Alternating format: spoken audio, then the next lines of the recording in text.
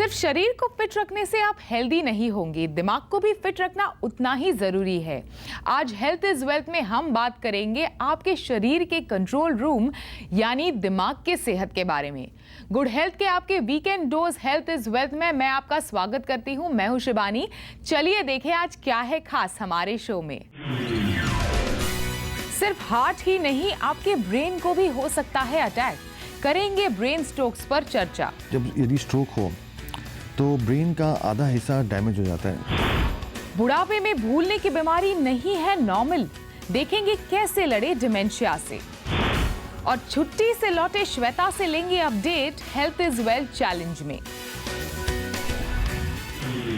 दिल और सांसों की बीमारी के बाद भारत में ये बीमारी सबसे ज्यादा लोगों की जान लेता है।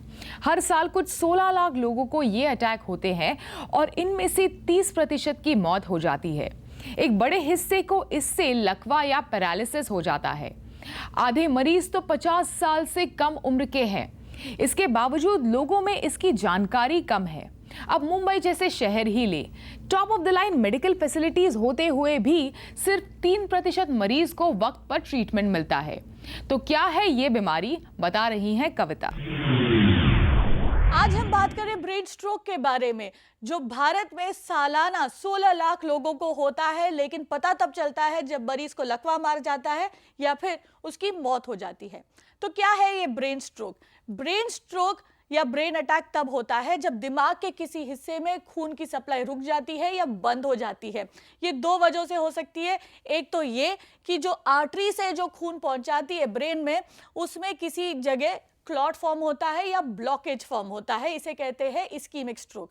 दूसरा ये जब ब्लड वेसल फट जाता है, इसे कहते हैं हीमोरेजिक स्ट्रोक। दोनों ही स्ट्रोक्स में जो है खून की सप्लाई बंद हो जाती है, जिस वजह से ब्रेन के उस हिस्से में ब्रेन के सेल्स जो है मरने लगते हैं। अब जब तक ये सप्लाई रिवाइव नहीं होता, जब तक ये सप्लाई फिर से शुरू नहीं होता है, तब तक सेल्स के मरने का ये प्रोसेस जो है वो जारी रहता है, जिस वजह से ब्रेन के फंक्शंस पर असर पड़ सकता है। मान लीजिए किसी मरीज के लेफ्ट ब्रेन में स्ट्रोक हुआ है, उसको चलने फिरने में दिक्कतें आ सकती है, बोलने में तक जो है दिक्कत आ सकती है। इसीलिए जो है स्ट्रोक को मेडिकल इमरजेंसी कहते हैं और मरीज को जल्द से जल्द हॉस्पिटल पहुंचाना बेहद जरूरी है। जितनी जल्दी मरीज अस्पताल पहुंच पाता है, उतनी जल्दी उनकी रिकवरी हो सकती है। ब्रेन स्ट्रोक्स पर चर्चा करने के लिए हमारे साथ है देश के top medical college Sion hospital के head of neurosurgery doctor Alok Sharma. स्वागत है आपका हमारे शो में। Thank you Shibani. सबसे पहले मुझे बताइए कि क्या है ब्रेन स्ट्रोक के विजिबल सिम्टम्स? अमेरिका में एक सिनोनिम है फास्ट, FAST। उसमें F starts for face drooping. तो सबसे पहले जो होता है, जो फेस है, शक्ल है, वो आधी फेस पैरालाइज हो जाती है, तो शक्ल the face shifts to one side.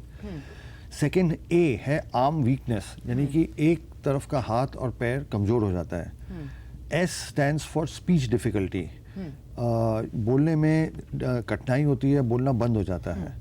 और जो T है वो अमेरिका में कहते हैं टाइम टू कॉल 911, हम इंडिया में कहते हैं time to get to a hospital और time to reach a doctor. तो इससे पहचाना जा सकता है कि किसी को ब्रेन स्ट्रोक हो रहा है। इसके अलावा कोई ऐसी चीजें हैं जिससे हम पहचान पाए कि कोई पेशेंट तकलीफ में है कि नहीं? ब्रेन स्ट्रोक में जो एक होते हैं अर्ली ब्रेन स्ट्रोक, जिसको हम कहते हैं ट्रांजिएंट इस्कीमिक अटैक, वहाँ इस तरह के सिम्टम आके चले जाते हैं। और यही जब बहुत सिवियर होता है तो फिर पेशेंट कोमा में चले जाते हैं, वो कोलैप्स हो जाते हैं, अनकॉन्शियस हो जाते हैं, गिर जाते हैं। कई बार हमने देखा है पेशेंट जब बाथरूम टॉयलेट में जाते हैं वहाँ कोलैप्स हो जाते हैं। आपने ट्रांजिएंट अटैक की बात की, तो क्या है ये ट्रांजिएंट अटैक और कितना ड्यूरेशन रहता है इसका? जो ट्रांजिएंट अटैक है ये ब्रेन स्ट्रोक का एक वार्निंग साइन है। बोलने में हल्की सी डिफिकल्टी होती है, आंखों में दिखने में कई बार तकलीफ होती है और हाथ पैर थोड़े समय के लिए कमज़ोर हो जाते हैं, पर उसके बाद नॉर्मल हो जाते हैं। क्योंकि वो बहुत जल्दी अपने आप ठीक हो जाते हैं, लोग इसको अटेंशन नहीं देते, सोचते हैं थोड़ा टाइम कुछ हुआ, अभी कुछ करने की ज़रूरत नहीं। पर 10% of all patient with TIA उनको 1 साल के अंदर पूरा ब्रेन स्ट्रोक हो जाता है। तो ये एक तरह का अलार्म साइन है और इसमें हमको बहुत इंपॉर्टेंट है कि हम अपने डॉक्टर न्यूरोलॉजिस्ट को दिखाएं, तो उसका दवाई इलाज शुरू हो सकता है। इससे ब्रेन स्ट्रोक प्रिवेंट होता है। क्या ये एक एज रिलेटेड है? ब्रेन स्ट्रोक हम सोचते हैं 60 के बाद ही होता है, पर आजकल ये 30s और 40s में भी दिखने लगे हैं और बहुत कॉमन हो गया है। इसके अब स्ट्रेस जैसे आपने Stress, कहा एक कॉज है, और क्या क्या कॉजेज है ब्रेन स्ट्रोक के? जो 4 मेन कॉज हैं, एक तो मेंटल स्ट्रेस जो कि प्रोफेशनल, पर्सनल, फाइनेंशियल होते हैं। 2 डाइट की इरेगुलरिटी और improper imbalance diet. Thirdly lack of exercise, ये बहुत इंपॉर्टेंट है बिकॉज एक्सरसाइज करने से ब्रेन स्ट्रोक और ब्रेन स्ट्रोक के जो रिस्क फैक्टर्स हैं जैसे डायबिटीज़ वो कम हो सकते हैं। आजकल सब ऑफिस लाइफ हो गया है, लोग कारों में आते हैं, जाते हैं, ऑफिस में बैठते हैं, तो फिजिकल एक्टिविटी कम हो गई है। और लैक ऑफ स्लीप, ये बहुत इंपॉर्टेंट कॉज हो गया है यंगस्टर्स में इंक्रीज स्ट्रोक इंसिडेंट का। डायबिटीज और हाइपरटेंशन जैसे के मरीज हो तो उससे क्या ब्रेन स्ट्रोक के चांसेस बहुत ज़्यादा बढ़ जाते हैं। ब्रेन जिसको डायबिटीज़ हो और ब्लड प्रेशर हो, उनके ब्रेन स्ट्रोक के चांसेस सिग्निफिकेंटली ज़्यादा बढ़ जाते हैं। तो this is the major risk factor और इसको हमको ख्याल रखना है। मुझे आपसे जानना है कि क्या ये हेरिडिटरी है कि प्रॉब्ली किसी को भी हो सकता है क्या? नहीं, ये हो किसी, ये एक्चुअली हेरिडिटरी नहीं है, यानी कि जेनेटिक नहीं है। हाँ। पर एक हेरिडिटरी टेंडेंसी है, यानी कि यदि हमारे पेरेंट्स को जैसे कि डायबिटीज़ या हाइपरटेंशन है तो चांसेस आर कि we are predisposed to diabetes and hypertension. तो हमने यदि ख्याल नहीं रखा तो हमको भी पूरा डायबिटीज़ और हाइपरटेंशन हो सकता है। तो हम कई बार देखते हैं कि ये फैमिलीज़ में रन करता है, but it is not genetic, it is not inherited. यदि हम अपनी लाइफस्टाइल चेंज करें और सिंपल प्रिकॉशनरी मेजर्स लें तो stroke is a preventable thing. Stroke का मेन चीज़ ये है कि इट इज़ कम्प्लीटली प्रिवेंटेबल। अगर स्ट्रोक हो तो इसका शरीर और दिमाग पर किस तरीके का असर होता है? बहुत डैमेजिंग असर होता है, क्योंकि क्या होता है कि जब यदि स्ट्रोक हो तो ब्रेन का आधा हिस्सा डैमेज हो जाता है। उससे बोलने की शक्ति, समझने की शक्ति, हाथ पैर हिलाने की शक्ति बहुत लिमिटेड हो जाती है। और एक बार ये हो गया तो आदमी डिपेंडेंट हो जाता है, वो अपने काम पे वापस जा नहीं सकता। घर पे भी लोगों को मतलब वो डिपेंडेंट रहता है अपने सिंपल खाने के लिए, टॉयलेट के लिए, कपड़े चेंजिंग के लिए। चलिए, इससे उभर भी पाए तो एक बार स्ट्रोक होने से क्या बार बार स्ट्रोक होने के चांसेस हैं? बहुत चांसेस, जिसको एक बार स्ट्रोक हुआ उसके सेकंड टाइम या थर्ड टाइम होने के चांसेस बहुत ज़्यादा हैं, unless we change our lifestyle, unless we change our lifestyle और प्रॉपर ट्रीटमेंट लें हम। ये ट्रीटमेंट में कुछ दवाइयाँ हैं जिससे कि स्ट्रोक बहुत प्रिवेंटेबल हो जाता है। एक सिंपल दवाई है जैसे कि एस्प्रिन, वो लेने से जो एक तरह का स्ट्रोक है, इस्कीमिक स्ट्रोक, वो कम हो सकता है।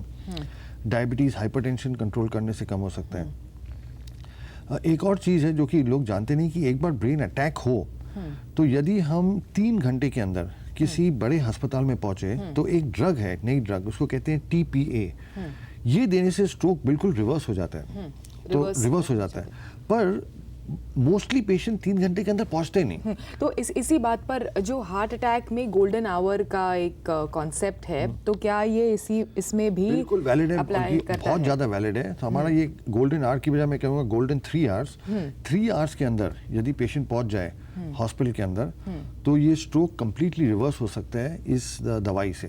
तो इसका मतलब ये कि अगर मेरे आसपास किसी को अटैक हो तो मुझे उससे मदद करने का टाइम बहुत कम है, तो ऐसे में मैं क्या कर सकती हूँ अगर मुझे मेरे आसपास किसी को अटैक हो तो? सिंपल, किसी भी एक तो एम्बुलेंस को बुला के उन्हें किसी भी बड़े अस्पताल में जहाँ CT स्कैनर है, MRI है और जहाँ न्यूरोफिजिशियन, न्यूरोसर्जन है, वहाँ इमीडिएटली विदिन 3 आवर्स पहुँचाना है, तो ये पूरा स्ट्रोक रिवर्स हो सकता है। एक एम्बुलेंस आने तक एक मरीज को किस तरह से हम कंफर्ट कर सकते हैं? मेन उनकी ब्रीदिंग, हम कहते हैं ABC, airway, breathing and circulation. तो एक तो उनकी सांस, we have to see that he is breathing properly. कई बार वो यदि बेहोश होने लग जाएं तो फिर उनको थोड़ा साइड में टर्न करना चाहिए कि जो टंग है वो बाहर की तरफ आए। कई बार क्या होता है टंग पीछे चली जाती है तो जो हमारा ब्रीदिंग पैसेज है वो चोकअप हो जाता है। तो हमको मेन एक चीज़ देखनी है कि उनका एयरवे और ब्रीदिंग जब तक वो हॉस्पिटल पहुँचे वो सांस ठीक से ले पाए, ये एक बहुत जरूरी चीज़ है। बस इतना हमने कर दिया और तो बाकी का काम हॉस्पिटल में जाके होता है। Thank you doctor, thanks for being on the show. My pleasure, my pleasure. Health is wealth में अभी वक्त है एक छोटे से ब्रेक का, लेकिन बने रहिए हमारे साथ। आगे देखेंगे बुढ़ापे में भूलने की आदत को क्यों हल्के में नहीं लेना चाहिए। Will be right back.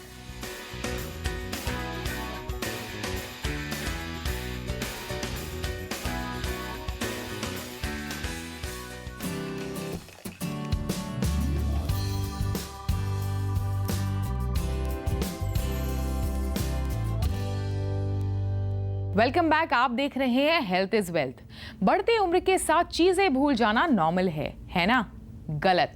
अगर किसी सीनियर सिटीजन को एनिवर्सरीज, बर्थडेज याद रखने में दिक्कत हो रही है, एक ही बात उन्हें बार बार याद दिलानी पड़ती है, बातचीत के बीच वो शब्द भूल जाए या फिर दिन, तारीख, महीने का उन्हें कोई होश नहीं, तो इसे हल्के में मत लीजिए।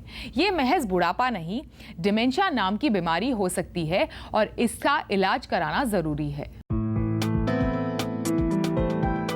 भारत में रहने वाले 37 लाख लोग इस वक्त डिमेंशिया या बुढ़ापे में भूलने की बीमारी से जूझ रहे हैं।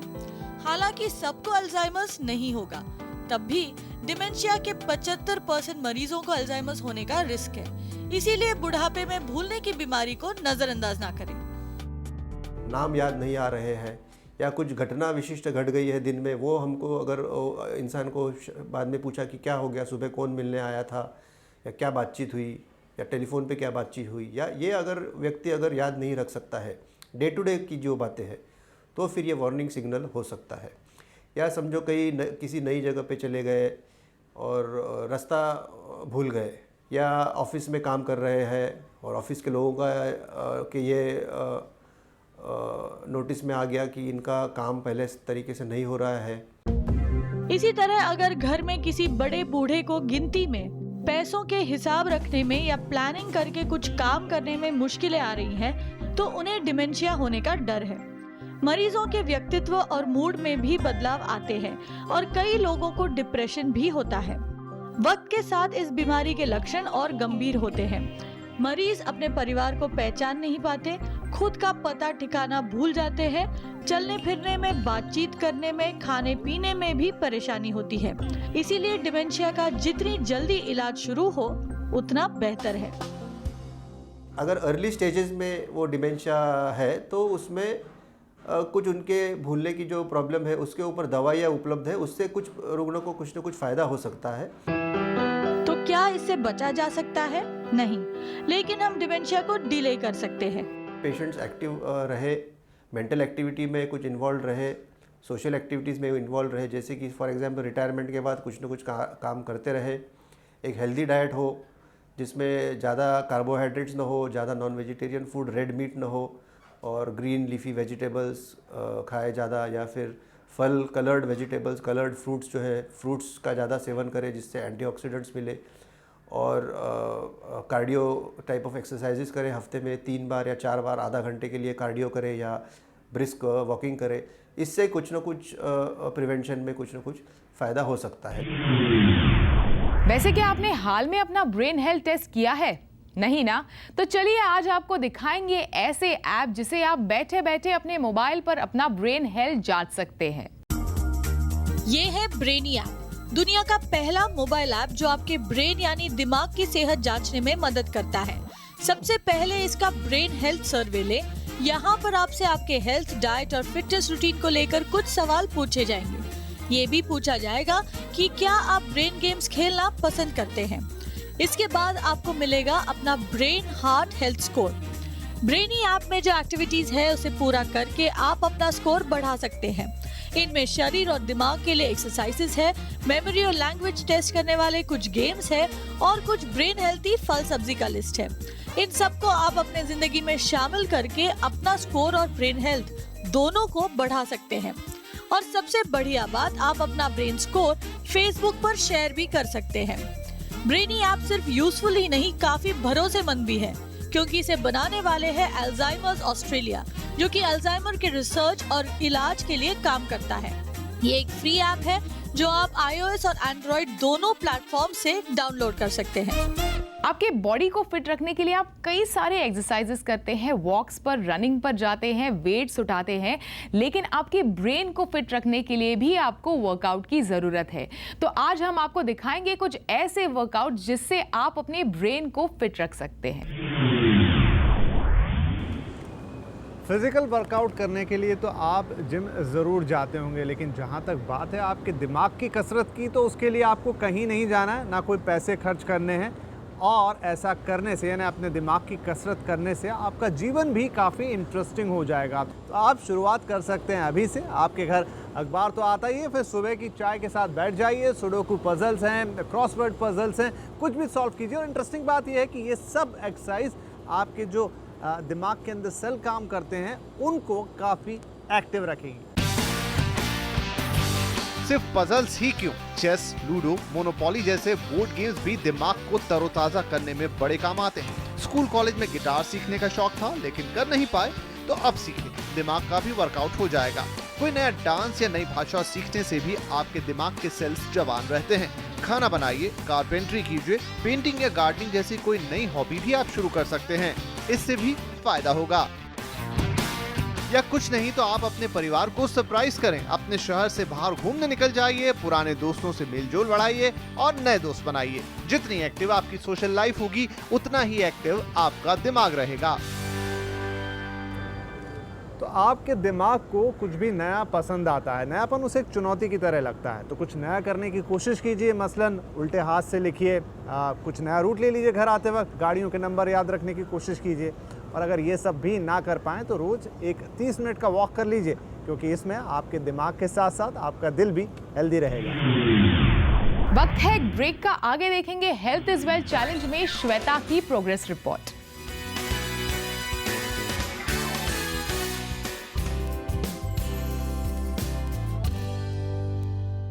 Welcome back. पिछले हफ्ते हमने देखा कि हिमालय की ठंडे वादियों में भी श्वेता अपने डाइट एक्सरसाइज प्लान पर अड़ी रही, लेकिन क्या जिम के बाहर श्वेता अपना टारगेट तय करने में कामयाब रही? देखते हैं हेल्थ इज वेल्थ चैलेंज में श्वेता का प्रोग्रेस रिपोर्ट। छुट्टियों में अपने डाइट रूटीन से इधर उधर होने और कुछ दिन एक्सरसाइज बिल्कुल स्किप करने की वजह से वजन कम तो नहीं हुआ, लेकिन खुशी की बात ये रही कि वजन बढ़ा भी नहीं। 2 महीने के अपने कड़े रूटीन से कैसे मैंने 15 किलो वजन कम किया और किन किन चीजों का ख्याल रखा, इस पर एक नजर डालते हैं।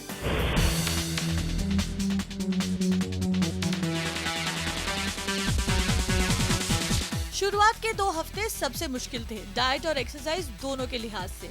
इसलिए इस समय सबसे ज्यादा ख्याल रखा गया कि मैं कुछ भी ऐसा ना करूं जिससे मेरे घुटनों या पीठ पर गलत असर पड़े।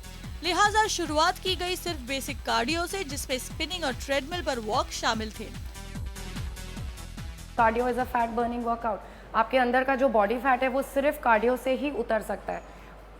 वेट ट्रेनिंग से मसल गेन होता है, मेटाबॉलिज्म बढ़ता है, लेकिन बॉडी को प्रिपेयर करना पड़ता है।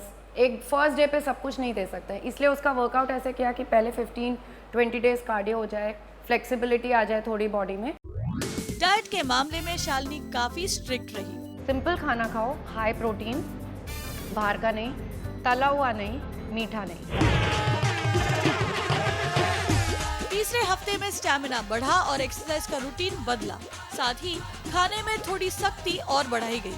लेकिन खाने के मामले में इस बात का खास ध्यान रखा गया कि हर 2 घंटे में कुछ खाया जाए, जैसे कोई फल या सलाद, और एरोबिक्स और मसाला भंगड़ा की शुरुआत की गई।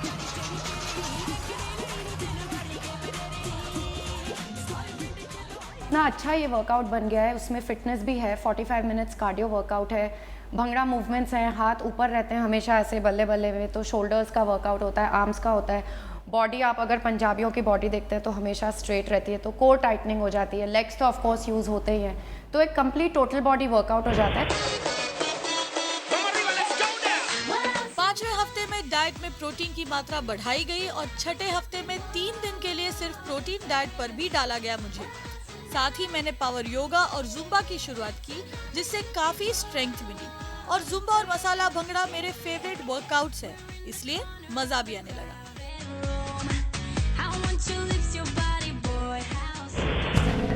7वें हफ्ते में वेट ट्रेनिंग की शुरुआत की गई ताकि वजन घटने के साथ साथ बॉडी टोन होने लगे। 8वें और 9वें 2 हफ्ते हालांकि मैं छुट्टियों पर रही, लेकिन फिर भी मैंने काफी हद तक अपने खाने पीने और एक्सरसाइज का एक रूटीन बनाए रखा। थोड़ी बहुत खाने में गड़बड़ हुई, लेकिन दिन में 1 घंटे की वॉक मैंने जरूर की और मिलने मिलाने में चाय, बिस्कुट और नमकीन बिल्कुल नहीं खाए। और इस तरह एक नियम के साथ चलने का नतीजा रहा ये।